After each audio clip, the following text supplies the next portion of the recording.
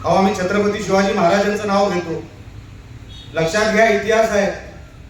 या राज्यामध्ये 350 पेक्षा जास्त किल्ले हे फक्त छत्रपती शिवाजी महाराजांचे होते, मुघलांचे नव्हते. मुघल किती होते? काय काय होतं त्यांच्याकडे? साम्राज्य होतं, गाडी घोडे होते, साधन सामुग्री होती, तोफा होत्या. महाराजांकडे काय होतं? जिगर होतं, जिगर. त्यांनी ठरवलं की इकडे स्वराज्य मी स्थापन करणार म्हणजे करणार. मोगल किती जरी आले, एका बाजूने आदिलशाह आले, एका बाजूने निजामशाह आले, महाराज कधी डगमगले नाहीत. आम्ही त्यांचं नाव घेतो. म्हणून नको त्या विषयामध्ये कोणी जाऊ नका, नको त्या विषयामध्ये जाऊ नका.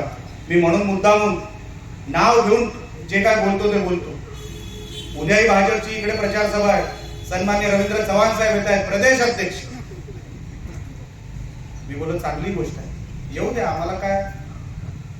पण महाराष्ट्रामध्ये 350 जिथे निवडणुका चालू आहेत तिथे फक्त सिंधुदुर्ग आणि त्यातल्या त्यात मालवण. चांगली गोष्ट आहे. आणि असं असून सुद्धा आम्ही जिंकलो तर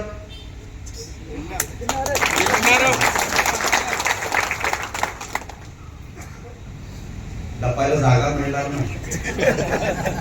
लोक विचारणार, म्हणजे माझं म्हणणं आहे, लोक विचारणार की एवढं सगळं करून सुद्धा काय उपयोग झाला.